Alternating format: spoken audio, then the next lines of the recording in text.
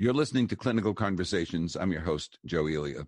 A study out of Hong Kong just published in The Lancet shows that a combination of 3 antiviral drugs has the effect of shortening the time from the start of COVID-19 treatment to when nasopharyngeal swabs are free of virus. The researchers used a combination of 3 drugs, all of which have shown activity against coronaviruses related to SARS-CoV-2. Some patients also received interferon. The regime was compared against a regime using only 2 of the antivirals and no interferon. The study's first author, Professor Ivan Hung, has kindly agreed to talk with us. Professor Hung is with the State Key Laboratory of Emerging Infectious Diseases, Carroll U Center for Infection at the University of Hong Kong. Welcome, Professor Hung, and thank you for agreeing to talk with us. Thank you, Joe. Very kind of you. Previous work on 2003 SARS and 2012 MERS was key here, wasn't it? Absolutely, yes. And can you briefly explain the rationale for using the 3 drugs that you did? Yes. The choices of the 3 drugs are based on our previous research published in 2003 and also subsequently in 2015. The 2 studies were based on in 2003, we were using the Kaletra, which is the lopinavir, ritonavir, together with the ribavirin in patients with SARS in 2003. And we were able to demonstrate with that combination that patient clinically, they actually performed better with fewer complications of ARDS and also fewer mortality. Nevertheless, it was a pilot study. Subsequently, we did another study on marmoset, which is the South American monkey. Yeah. And we did in that animal model, we were able to demonstrate by using either interferon or with the Kaletra, we were able to suppress the virus and with better survival in the monkey model. And that's the reason why we choose to use the interferon beta 1b, the Kaletra, and also the ribavirin as our combination for this antiviral. As you say in the paper, interferon jumpstarts the immune system. Yes. It has that effect. So you limited the use of interferon to those whose symptoms had emerged less than 7 days before starting treatment. Yes. And why did you limit it to early diagnosis? We worried about the pro-inflammatory effect of the interferon. And as we know that from other studies, we know that the viral load actually peak in the COVID-19 very early, 24 to 40 hours from symptom onset. So that's why we decided to use the interferon within 7 days, because we worried that we give it to patients who present to us late, beyond 7 days, there will be an adverse effect of activating the inflammatory cytokine in these patients, and it might worsen their clinical presentation. Just because it, as you say, it jumpstarts the immune system, and you don't want to put it into overdrive, I guess. Yes, that's the reason. It seems very important to start treatments, at least with a triple regimen of antivirals within 7 days. Is it because the viral load peaks early? Yes. From our research in influenza and also other respiratory viruses, we know that if you have treatment very early on, within the 7 days from symptom onset, we will be able to suppress the viral load, especially for the first few days. By suppressing the viral load, you actually prevent complications from happening in the second week, which is usually complicated with activation of the immune system, and you have the cytokine storm. And that is when you get most of your complication, including your severe pneumonia, your respiratory failure, followed by multi-organ failures. Mm-hmm. So it is key, in fact, to treat COVID-19 or influenza within the first few days, or at least within the first week from symptom onset. So that is very, very important. And some people who received the triple drug regimen started the drug regimen after the 7 days of symptoms. They started. No, in this trial, we actually just give 2 drugs for those who were presented beyond 7 days or beyond. So in fact, in the treatment arm, for those who presented 7 days or beyond, we did not give the interferon because of the adverse effects that we worry about, the pro-inflammatory effect. So we only give the Kaletra and the ribavirin for those late presenters. Let me be clear.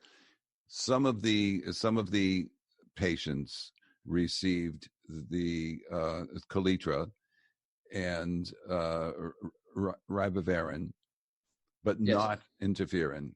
Yes, but not interferon. That is okay. Within the combination group. Right. For those patients who presented 7 days or beyond, we only give the Kaletra and ribavirin without the interferon because of fearing the pro-inflammatory effect of the interferon. And so, whereas in the control group, we only give the Kaletra as a control. In your table that you described the results, I think it's table 3 or something. Yes. The people who received the triple drug regimen, the combination regimen, and not interferon, did not do significantly better than the people. Absolutely. Yeah. Okay. Because table 3 is a subgroup analysis. Yes. So we actually split the group back according to when they actually present with the symptoms. So which is a fairer comparison.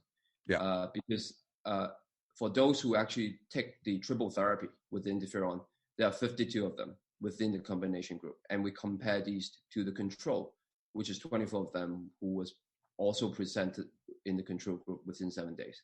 So that is a fairer comparison. Yes. Whereas for those who only receive the 2 drugs, that means that they present 7 days or beyond. They're compared with the control, with the only Kaletra group, and there's no difference between the 2 groups. Right. There were no statistical significant differences. And that actually proved that interferon probably is the backbone of the triple therapy.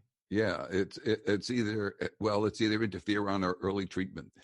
Yes. Right? In fact, I think it's both. Yeah. So if you compare with the control, it actually show a difference. So which is also early treatment. So that means interferon is likely to be the key factor. Okay. And so you didn't use a placebo, and you mentioned in the discussion that there's a reluctance to use a placebo. We discussed this in our treatment panel or committee within our hospital authority, and in fact, all the panel members said, placebo will not be accepted by the patient, given our painful experience in SARS. So that's why we have the Kaletra as the control rather than placebo. I see. And now, did the results surprise you? Were you expecting that interferon would have the effect that it did have?